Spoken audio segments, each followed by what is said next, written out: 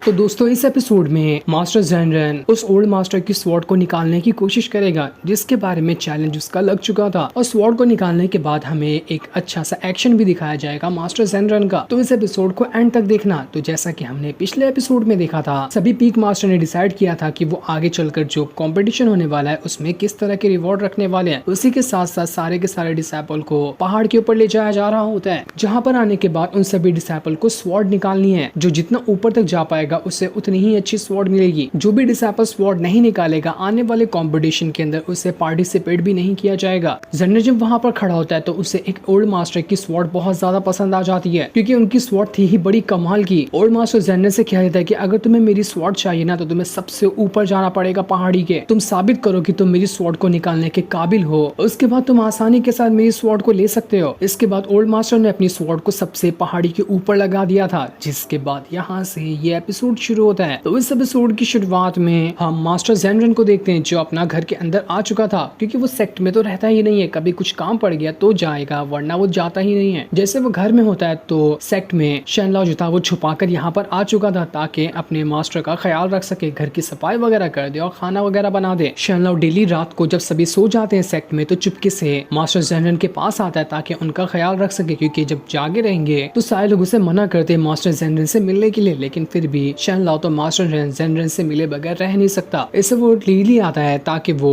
अपने मास्टर का ख्याल रख सके। साथ ही साथ वो यहाँ पर आने के बाद मास्टर ज़ेनरेन से कह रहा था कि ना मैं आपको एक छोटी सी बात बताना चाहता हूँ कि मेरे जो पीक मास्टर है मास्टर फेंग, वो बहुत बुरे इंसान नहीं है, वो अच्छे इंसान है। बस ये है उनका कि वो थोड़ा सा स्ट्रिक्ट है, इसलिए उन्होंने मुझे मना कर दिया कि मैं आपसे ना मिलूं। लेकिन मैं ऐसा थोड़ी ना कर सकता हूँ, मैं तो आपसे मिलकर ही रहूंगा चाहे कुछ भी क्यों ना हो जाए। मैं आपको यहाँ पर ये बताना चाहता हूँ कि आप ना अपने दिल में मास्टर फेंग के खिलाफ कोई भी बुराई ना डालें, क्योंकि वो बस बाहर से इतने गुस्से वाले दिखते हैं, अंदर से वो बहुत अच्छे इंसान है। यहाँ तक कि मैं तो उन्हें मास्टर तक भी नहीं कहता, मैं तो उन्हें सीनियर ब्रदर कहता हूँ। उन्होंने ही मुझसे चैलेंज लगाया था कि अगर मैं पहाड़ की चोटी पर जाकर एक अच्छी वाली स्वॉर्ड निकाल लूं तो उसके बदले मैं उन्हें सीनियर ब्रदर कह सकता हूँ, मुझे उन्हें मास्टर कहने की जरूरत भी नहीं पड़ेगी। और देखो मैंने उनका वो चैलेंज एक्सेप्ट करते हुए उसे पूरा भी कर लिया था। मैंने एक बहुत अच्छी वाली स्वॉर्ड निकाल ली थी, तो उसके बदले मैं अब अपने मास्टर को सीनियर ब्रदर कहता हूँ। और ये भी कहने पे वो बुरा नहीं मानते, वो इतने अच्छे इंसान। जितना मैंने आपको जाना है ना कि आपके पास इतना अच्छा टैलेंट और इतनी अच्छी कल्टीवेशन वगैरह की अंडरस्टैंडिंग है, तो मेरे ख्याल से जब लगता है कि आप और मास्टर फेंग जब आपस में मिलेंगे ना तो बिल्कुल परफेक्ट कॉम्बिनेशन लगेगा। ऐसा लगेगा कि आप भी एकदम अपनी कल्टीवेशन की नॉलेज में पीक पर हैं और मास्टर फेंग भी कल्टीवेशन नॉलेज के पीक पर होंगे। इसलिए बस यहाँ पर ये चाहता हूँ कि आप दोनों के बीच में ना एक अच्छी सी दोस्ती हो जाए। अगर दो बंदे मेरे साथ जो कि इतना ज्यादा टैलेंटेड है मेरा सपोर्ट करेंगे तो मेरा फ्यूचर कितना ज्यादा ब्राइट हो सकता है ना। इसलिए मैं आपको यहाँ पर रिक्वेस्ट करने के लिए आया हूँ कि आप बिना मेरे जो मास्टर फेंग है उनसे गुस्सा थूक दें और उन्हें माफ कर दे जो उन्होंने आपके सामने वहाँ पर कह दिया था कि मैं आपसे कभी ना मिलूं। मास्टर फेंग के पास जो पीक है ना वहाँ पर एक से एक टॉप लेवल के डिसाइपल रहते हैं। जितने भी बाकी अदर पीक्स हैं उन सभी के डिसाइपल चाहते हैं कि वो मास्टर फेंग के ही पीक में आकर शामिल हो जाए, क्योंकि मास्टर फेंग इतने ज्यादा टैलेंटेड जो है और वो अच्छे से सभी को कल्टिवेशन वगैरह सिखाते हैं। यहाँ तक कि जिस पीक में आप गए हैं ना मैंने उस पीक के बारे में भी सुना है कि वहाँ पर सबसे ज्यादा स्वॉर्ड वगैरह चलाने की ट्रेनिंग दी जाती है। आपका पीक जो है ना वो भी बहुत अच्छा है, लेकिन मैंने इसके बारे में ये भी चीज सुनकर रखी है कि वो जो पीक की ट्रेनिंग है ना सबसे ज्यादा हार्ड है। वहाँ पर इतनी ज्यादा कड़क ट्रेनिंग दी जाती है कि कितने सारे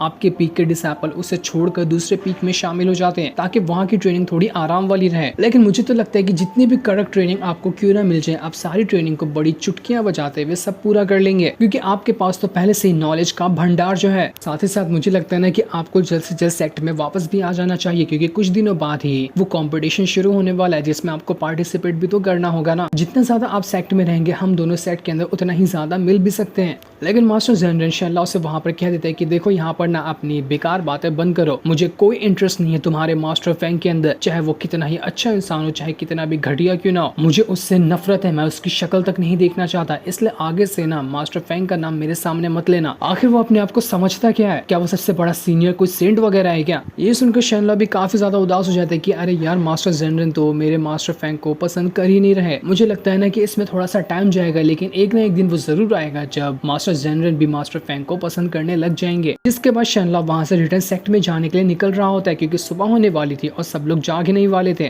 वो अपनी फ्लाइंग स्वॉर्ड पे सवार होता है और वहां से अपने सेट के ओर रवाना हो जाता है। देखते देखते कुछ दिन गुजर चुके थे लेकिन एक बार भी मास्टर जेनरल सेक्ट में नहीं गया था। साथ ही साथ सेक्ट के अंदर शेनलॉ की कड़ी ट्रेनिंग चल रही होती है, उसे स्वॉर्ड वगैरह चलाना सिखाया जा रहा था। वो पूरा दिन मेहनत करता, अपनी प्रैक्टिस वगैरह करता और रात को सभी से छुपा कर वापस से मास्टर जेनरल के पास आ जाता ताकि घर की सफाई वगैरह और खाना वगैरह बना कर देते। साथ ही साथ घर के आसपास कई सारे बंदर भी थे तो उनका भी शेनलॉ बहुत ही अच्छे से ख्याल रखता था। बंदर भी शेनलॉ को पहचानने लग गए थे। ऐसे ही एक दिन जब शेनलॉ घर की सफाई करने के लिए रिटर्न आता है तो मास्टर जेनरन को उसके बदन पे बहुत ही गहरे चोट के निशान दिखाई देते हैं जो कि प्रैक्टिस करने के दौरान शेनलॉ को लग गए थे, लेकिन वो निशानों को छुपा रहा होता है ताकि मास्टर जेनरन को ना पता चल जाए कि ट्रेनिंग के दौरान उसे चोट वगैरह लग गई थी। कुछ दिन गुजरने के बाद मास्टर फेंग का जो असिस्टेंट होता है वो मास्टर जेनरन के पास आ चुका था। वहां आने के बाद वो उससे कह रहा होता है कि देखिए मैं यहाँ पर ना आपसे एक छोटी सी बात करने के लिए आया हूँ। मास्टर फेंग ने मुझे एक छोटा सा नोट देकर भेजा ताकि मैं वो नोट आपको बता दूं। वो यहाँ पर आपसे एक रिक्वेस्ट करना चाहते हैं कि आप दोबारा कभी बिना शेनलॉ से ना मिले। आज तक उन्होंने कभी किसी से रिक्वेस्ट नहीं की लेकिन आपसे पहली बार वो रिक्वेस्ट कर रहे हैं कि अगर आप शेनलॉ से दोबारा नहीं मिलते ना तो इसमें आप ही की भलाई है, लेकिन अगर आपने ये चीज के लिए इनकार किया तो लगता है कि आगे ना मास्टर फेंग को ही कोई कदम उठाना पड़ेगा और उनका उठाया हुआ कदम कोई मामूली कदम नहीं होता है, उससे आपको ही परेशानी हो सकती है। इसलिए मेरा ख्याल है कि आपको ना मास्टर फेंग से पंगा नहीं लेना चाहिए। आप सही सही से शेनलॉ को छोड़ दो और उससे कभी ना मिलो। मास्टर जेनरन तो बस वहाँ पर कल्टीवेशन और टेक्निक वगैरह की किताबें पढ़ रहा था और वहाँ पर जो बंदर होते हैं उन्हें गुस्सा आ चुका था कि आखिर ये बंदा यहाँ पर आकर शेनलॉ को और मास्टर जेनरन को क्यों अलग करना चाहता है, जबकि शेनलॉ तो हमारा भी ख्याल रखता है। सारे बंदर मास्टर फेंग के असिस्टेंट पे कूद चुके थे ताकि वो उसे मार पीट कर भगा सके कि दोबारा कभी यहाँ पर मत आना शेनलॉ को हमसे अलग करने के लिए। ये देखकर डर के मारे मास्टर फेंग का असिस्टेंट तो वहाँ से भाग जाता है। अब जैसे ये काम हुआ था, अगले दिन जब यहाँ पर शेनलॉ घर की सफाई करने के लिए आता है तो वो कुछ कहना चाह रहा था मास्टर जेनरन से, लेकिन उसके अंदर हिम्मत ही नहीं होती कि वो कुछ कह सके। इसलिए बस वो अपना काम करता है और बिना एक भी शब्द कहे सुबह सुबह ही वो वहाँ से निकल चुका था। जिसके कुछ दिनों बाद शेनलॉ बस घर के बाहर आता, सफाई तक नहीं करता और वहाँ से रिटर्न चला जाता क्योंकि अब मास्टर फेंग ने उसके ऊपर बहुत ही कड़ी नजर रख दी थी और उसे ये भी कहा था कि अगर वो मास्टर जेनरन से मिलेगा तो मास्टर जेनरन के लिए अच्छा नहीं होगा। तो अब मास्टर जेनरन को ही बचाने के लिए शेनलॉ अब खुद ही उनसे दूर हो रहा था ताकि कहीं उसके मास्टर जेनरन के साथ रहते रहते मास्टर जेनरन को ही कुछ आगे चलकर परेशानी ना हो जाए। कुछ दिनों बाद यूनशन अपने साथी के साथ मास्टर जेनरन से मिलने के लिए आती है। वो उनसे कह रही थी कि मास्टर जेनरन आपको पता है हमने बिना वो डिवाइन स्वॉर्ड वाला टेस्ट पूरा कर लिया, आज से हम लोग भी इनर डिसाइपल बन चुके हैं। ये तो कितनी खुशी की बात है ना। यही खुशी की बात हम आपसे डिस्कस करने के लिए आए थे क्योंकि आपने हमारी कितनी बार मदद की है, तो हमारा भी फर्ज बनता है कि हमारी खुशी में आपको भी शामिल किया जाए। हम लोग यहाँ से अब अच्छी वाली स्वॉर्ड को हासिल करने के लिए जा रहे हैं। और हाँ, मैं आपको एक चीज बताना तो भूल ही गई कि ना अगला जो कंपटीशन होने वाला है उसकी डेट अनाउंस कर दी गई है। इस साल के वो स्प्रिंग के मौसम में किया जाएगा। तो जितने भी बचे हुए डिसाइपल हैं जिन्होंने अभी तक के अपनी स्वॉर्ड नहीं लिए, सभी को फोर्स किया जा रहा है ताकि जल्द से जल्द वो स्वॉर्ड ले ले। इसलिए आपको भी स्वॉर्ड लेनी होगी अगर आप उस कंपटीशन में पार्टिसिपेट करना चाहते हैं तो, क्योंकि आपने चैलेंज तो लगा दिया कि आप ओल्ड मास्टर की स्वॉर्ड लेंगे जो कि सबसे ज्यादा ऊपर और सबसे ज्यादा खतरनाक है। इसलिए आपको वो स्वॉर्ड लेना ही होगा। अगर आपने वो स्वॉर्ड नहीं ली तो आपको कंपटीशन में भी पार्टिसिपेट नहीं किया जाएगा। दूसरी तरफ शेनलॉ जो होता है वो वहाँ पर अभी अपनी फ्लाइंग स्वॉर्ड को और अच्छी तरह से कंट्रोल करने की कोशिश कर रहा था। उस पर खड़े होकर उसे चलाना तो आ गया था, लेकिन अब वो फ्लाइंग स्वॉर्ड का इस्तेमाल करते हुए अटैकिंग टेक्निक को सीख रहा होता है ताकि उसके सामने कोई भी दुश्मन हो तो अपनी फ्लाइंग स्वॉर्ड का इस्तेमाल करके उसी की मदद से अपने दुश्मनों को मार डाले। और भी वहाँ पर कई सारे डिसाइपल होते हैं जो सभी के सभी अपनी फ्लाइंग स्वॉर्ड को कंट्रोल करना सीख रहे थे अटैक के लिए। लेकिन इस चीज को करना इतना इजी भी प्रोसेस नहीं होने वाला था। कई सारे लोग जो होते हैं वो अपनी फ्लाइंग स्वॉर्ड को कंट्रोल करते करते ही वहाँ से पानी में गिर जाते तो इधर उधर फेंका जाते। लेकिन शेनलॉ बड़ी आसानी के साथ अपनी फ्लाइंग स्वॉर्ड को कंट्रोल कर पा रहा था और अब वो अपनी फ्लाइंग स्वॉर्ड में इतना ज्यादा अच्छा परफेक्ट हो गया होता है कि वो किसी भी बंदे को जो उसके सामने खड़ा हो दूर से ही अपनी फ्लाइंग स्वॉर्ड को कंट्रोल करते हुए उसकी जान ले सकता है। इस चीज को देखकर तो मास्टर फेंग की खुशी का ठिकाना नहीं था कि जैसा मैंने सोचा था शेनलॉ वैसा ही है। अब मैं भी तो देखूं कि दूसरे पीक के लोग यहाँ पर कैसे मुझसे पहले शेनलॉ को हेवन में पहुंचा देते हैं। सबसे पहले मेरा ही डिसाइपल जाएगा हेवन में। शेनलॉ जैसे ही प्रैक्टिस कर रहा था उसे वहाँ पर मास्टर जेनरन दिखाई देता है जो यहाँ पर आ चुका था। वो यहाँ पर मास्टर फेंग से ही कुछ बातें करने के लिए आया होता है कि आखिर उसने ऐसा क्या कह दिया शेनलॉ से कि शेनलॉ उसके घर पर भी नहीं आ रहा, बस बाहर से देखकर वो चला जाता है। शेनलॉ जैसे ही मास्टर जेनरन को यहाँ पर देखता है कि वो फेंग की तरफ ही जा रहा है तो वो घबरा जाता है कि कहीं यहाँ पर मास्टर जेनरन और मास्टर फेंग के बीच में लड़ाई वगैरह ना हो जाए। इसलिए वो झगड़ा रुकाने के लिए वहाँ पर जा रहा था। मास्टर जेनरन मास्टर फेंग के पास एकदम आमने सामने आकर खड़ा हो चुका था। मास्टर फेंग जेनरन से कहता है, कौन सा काम आ गया तुम्हें यहाँ पर जो तुम यहाँ पर आए हो? तुम्हारा यहाँ पर कोई लगता है क्या किससे मिलने के लिए आए हो? तुम्हें कल्टीवेशन तो करना है नहीं। जो तुम कल्टीवेशन करने के लिए यहाँ पर आते पूरा का पूरा साल घर में पड़े रहते हो और खाली बहस करने के लिए यहाँ पर आते हो।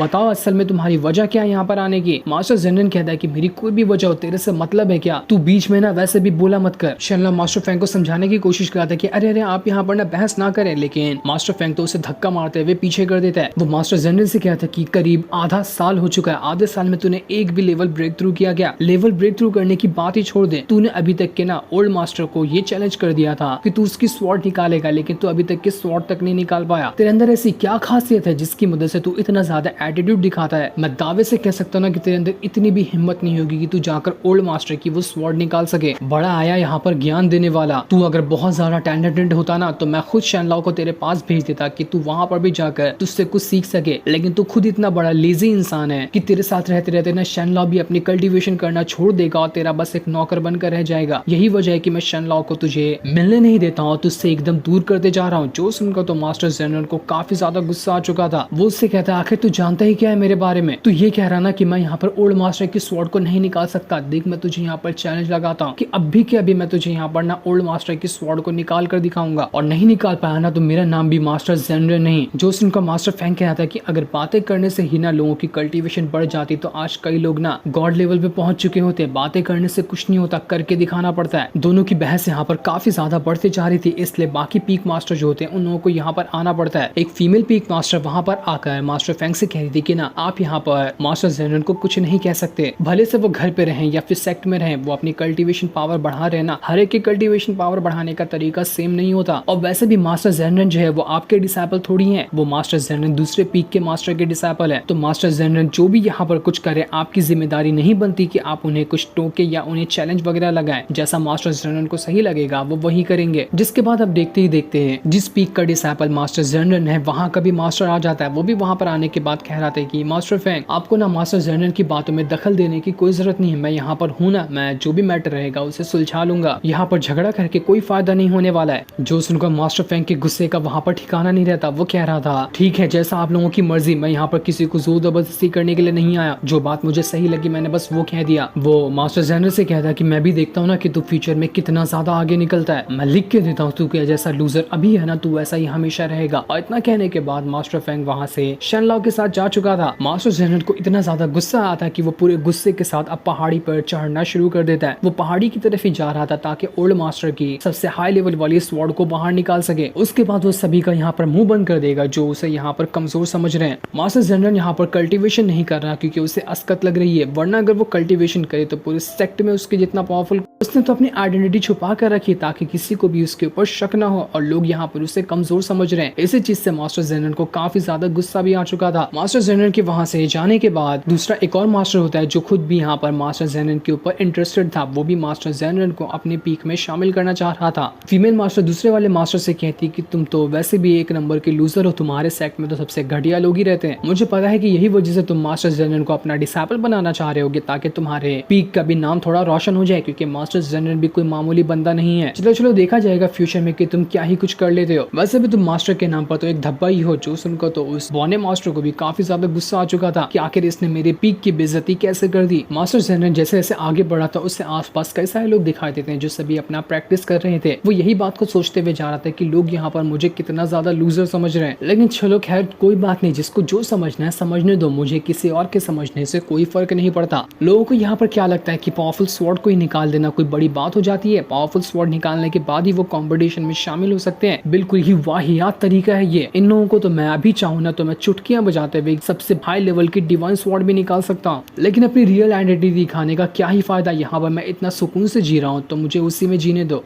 मुझे अब इसी में मजा आ रहा है क्योंकि मैं वापस से कल्टीवेशन करके 4000 साल की फिर से हेवन में जाकर अटकना नहीं चाहता कि वापस से मेरा हेवन में जाने का सपना चूर चूर हो जाए। मास्टर जेनन के पास जो उसकी डिवाइन स्वॉर्ड थी जो उसने अपनी पुरानी वाली बॉडी के पास से ले ली थी वो वहाँ पर चमकने लगती है। वो यहाँ पर यह बताना चाह रही थी कि मैं तो आपके पास हूँ ही ना, आप मुझे ही दिखाकर सारे लोगों का मुंह बंद कर दो। इस स्वॉर्ड को देख कर ही लोग पागल से हो जाएंगे। लेकिन मास्टर जेनन कहता है नहीं, ऐसा नहीं हो सकता। मैंने ओल्ड मास्टर से कह दिया था कि मैं उसकी स्वॉर्ड निकालूंगा तो मुझे अब वही निकालना पड़ेगा। वैसे भी मैं तुम्हें लिखा करना लोगों का और ज्यादा शक अपनी तरफ अट्रैक्ट नहीं करना चाहता। तुम्हें देखकर लोग और ज्यादा गलत समझेंगे कि मैंने इस स्वॉर्ड को कहां से लेकर आया, इसलिए जब तक कि एकदम ज्यादा जरूरत नहीं पड़ेगी मैं तो तुम्हें बाहर नहीं निकालूंगा। इसके बाद ज़ेनरेन वहां पर आराम से उसी पहाड़ को चढ़ना शुरू कर देता है जिस पहाड़ की चोटी पर ओल्ड मास्टर की स्वॉर्ड रखी हुई है। इतना ऊपर वो आ चुका था लेकिन उसकी एक बार भी सांस नहीं फूली थी, मानो कि वो आराम से जमीन पर ही चल रहा है, जबकि अच्छे से अच्छा बंदा यहाँ तक के आने में थक कर बेहोश हो जाता है। और मास्टर ज़ेनरेन बड़े आराम से यहाँ पर चलते जा रहा था।